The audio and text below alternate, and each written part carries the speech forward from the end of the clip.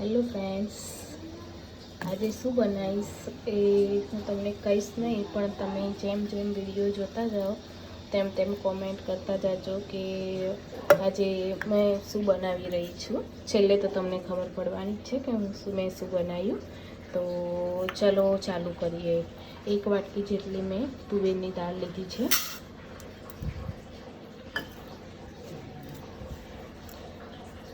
2 ચમચી જેટલા ચણાની દાળ આખી છે અને 2 ચમચી જેટલી મૈસૂરની દાળ છે. એ આ ઓપ્શનલ છે.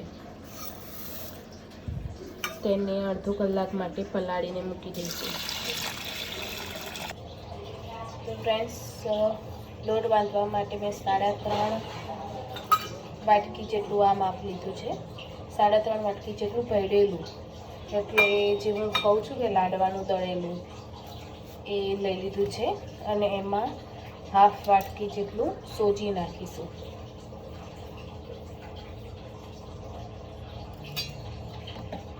સ્વાદ મુજબ મીઠું નાખીશું અંદર.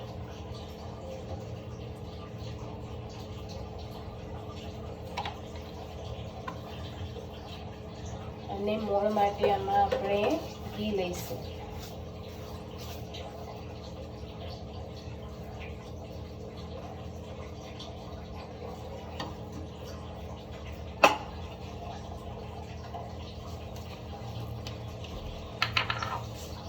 થોડો અજમો નાખીશું અંદર. આમ મસળીને નાખવાનો અંદર.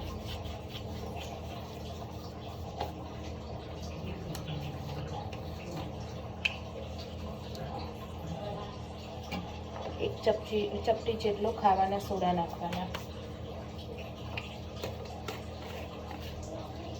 હવે બધું સરસ રીતે આપણે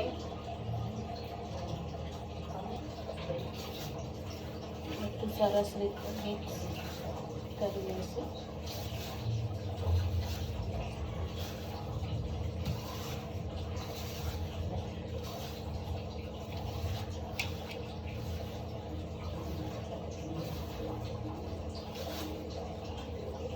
પાણી વડે લોટ બાંધી લઈશું. આ લોટ નહીં બહુ કઠણ કે નહીં બહુ નરમ બાંધવાનો છે.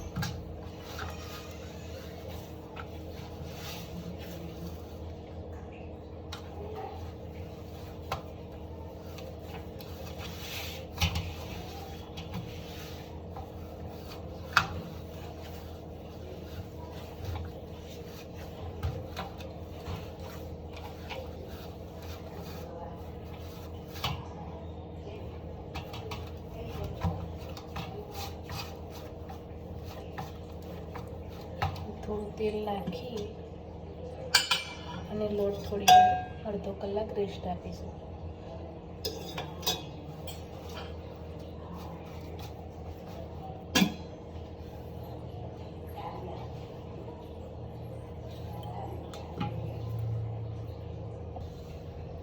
તો ફ્રેન્ડ્સ, જે દાળ આપણે પલાળી હતી તે સારી રીતે 3-4 પાણી મેં ધોઈ નાખી છે.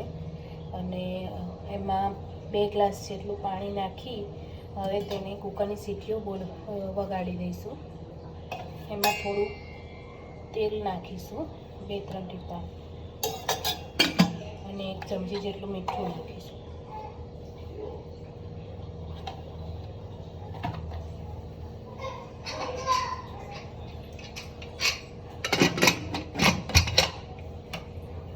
4-5 વિસલ વગાડી લઈશું. તો ફ્રેન્ડ્સ, અડધો કલાક થઈ ગયો છે. હવે આપણે લોટને ગુલ્લા કરી દઈશું. પહેલાં થોડો મસળી લેવાનો, જેથી બધું પ્રોપર મિક્સ થઈ જાય.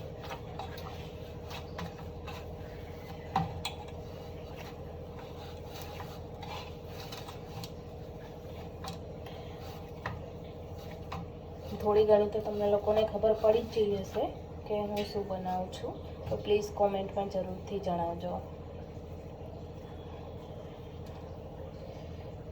પહેલાં જે રીતે આપણે રોટલી કરીએ એ રીતે જ આને ગોળ ગુલ્લું કરી નાખવાનું છે. પછી ધીમે ધીમે આપણે લોટનો દીવો બનાવીએ છીએ એવી રીતે ધીમે ધીમે થેપી અંદરની સાઈડ હોલ જેવું કરતું જવાનું છે. તમે લોકો જોઈ રહ્યા છો. હવે ઉપરનો ભાગ ધીમે ધીમે અંદરની સાઈડ ફોલ્ડ કરી નાખવાનું છે.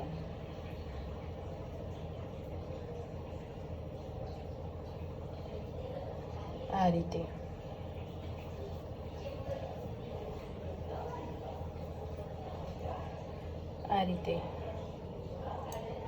અને આ રીતે આપણે તેને ક્રોસ પાડી દેવાનું છે. હવે તો તમને ખબર પડી જ ગઈ હશે કે હું દાળ બાટી બનાવી રહી છું.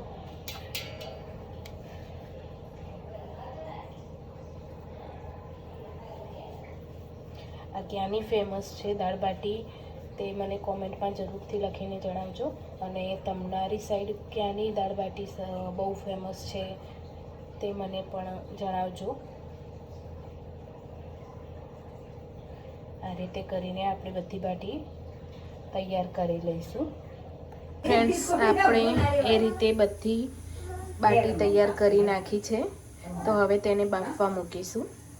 તો આ રીતે મેં એક તપેલીમાં 3 ગ્લાસ જેટલું પાણી નાખી વચ્ચે પેલું પાણીનું સ્ટેન્ડ આવે તે મૂકી દીધું છે.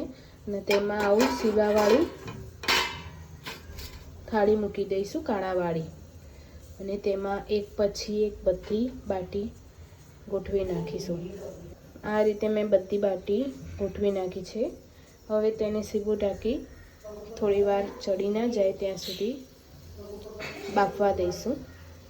તમે જોઈ રહ્યા છો, મેં દાળ બહુ ઓવરકુક નથી કરવાની, થોડી દાણા રહેવા જોઈએ. અને તેને બ્લેન્ડર વડે પણ નથી પીસવાની. અને મેં સાઈડમાં થોડી કાંદા મતલબ કે ડુંગળી એ લાંબી કટ કરી નાખી છે, એક ડુંગળી. અને હાફ જેટલું ટામેટું મેં ઝીણા ગટકા કરી નાખ્યા છે. અને લસણ અને મરચાંની પેસ્ટ તૈયાર કરી નાખી છે. તો તેને હવે ચલો આપણે દાળ બનાવી દઈએ. તો ફ્રેન્ડ્સ, દાળ ફ્રાય કરવા માટે મેં એક પેનમાં 3 ડોકલી જેટલું તેલ નાખી દીધું છે. હવે તેલ આવે એટલે આપણે એમાં રાઈ,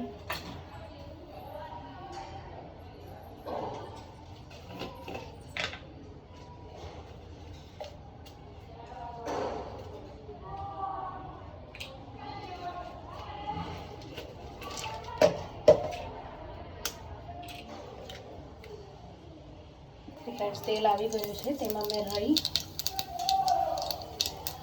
થોડું જીરું, એક ચમચી હિંગ અને ગરમ મસાલા આપણા સૂકું મરચું, તમાલપત્ર અને સર્ચ નાખી દીધું છે. અને પહેલાં આપણે ડુંગળીને ચડાવવા દઈશું.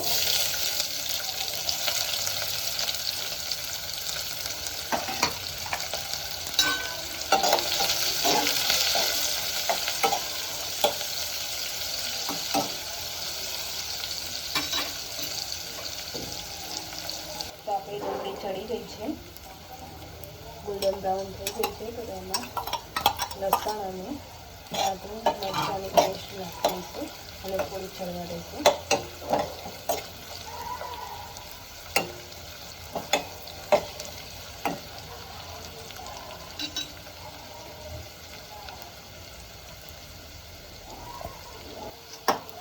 હવે તેમાં ટામેટાં નાખી દઈશું. પણ થોડું કરવા દઈશું.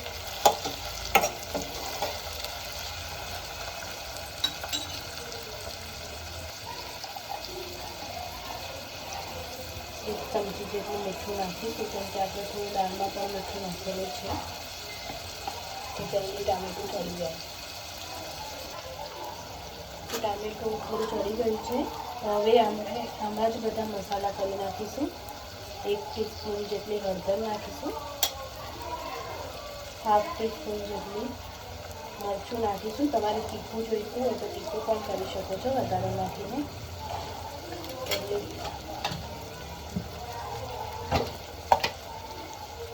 અને ગળી જોતું હોય તો ગોળ પણ ઉમેરી શકો છો.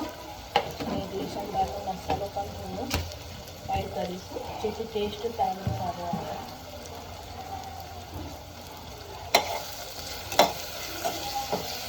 થોડું કાશ્મીરી મરચું પણ એડ કરી દઈશું.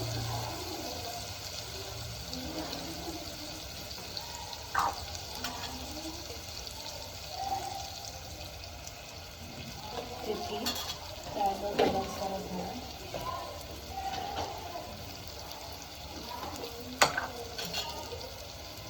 થોડો આમચૂર પાવડર પણ નાખી દઈશું.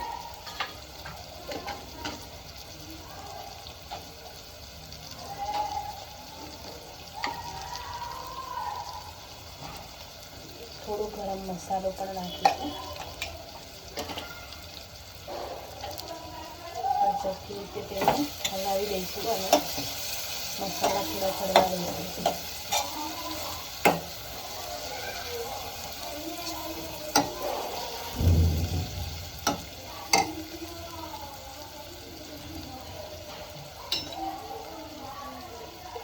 મસાલા આપણા ચડી ગયા છે, તો આપણે તેમાં દાળ એડ કરી દઈશું. તમે જોઈ રહ્યા છો કે મેં દાળ આખી રાખી છે. બહુ ક્રશ કરવાની, બહુ ચડી જવી જોઈએ નહીં, ઓવરકુક ના થવી જોઈએ. તો તેને સરસ રીતે હલાવી દઈશું.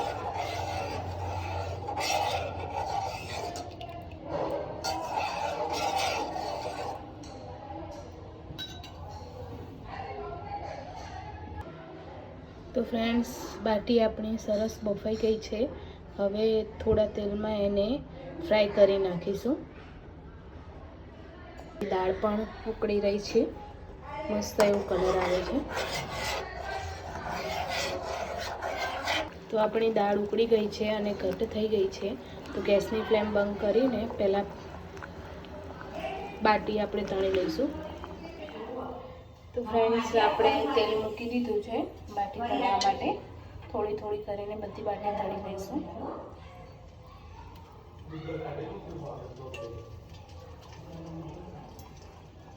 ધીમા તાપે ને મમ્મી. થોડી ચડી છે એટલે આ રીતે શેકી દેવાનું છે. બીજી બાજુ ફેરવવાનું. આ મમ્મીની સ્ટાઈલથી હું બનાવું છું. હું આમ તો અપમ પેનમાં બનાવું છું બાટી. તે પણ રેસીપી કોઈક દિવસ તમારી જોડે શેર કરીશ.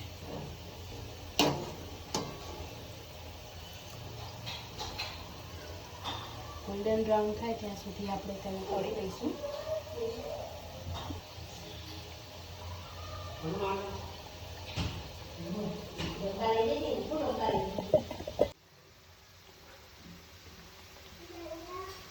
છો કે બાટી ચડી ગઈ છે, ગોલ્ડન બ્રાઉન થઈ ગઈ છે.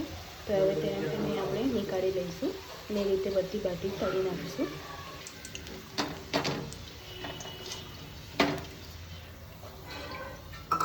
હવે ગરમ ગરમ બાટી આપણે સર્વિંગ પ્લેટમાં સર્વ કરીશું.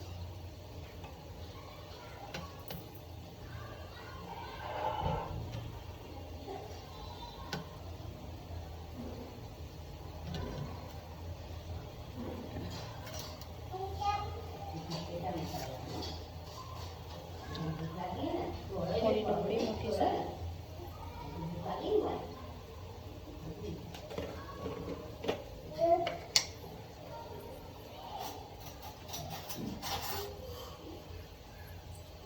લસણની ચટણી પણ મેં બનાવી હતી, તે પણ થોડી મૂકીશું જોડે.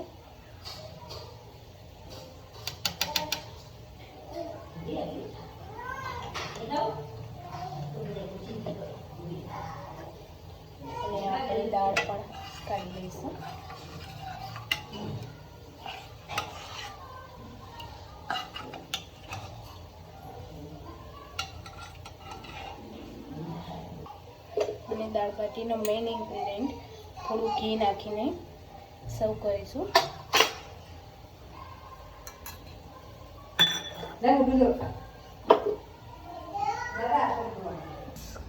કેવી બની છે દાળ બાટી પ્લીઝ કોમેન્ટમાં જરૂરથી જણાવજો અને રેસીપી ગમી હોય તો બીજાને શેર કરજો. Thank you.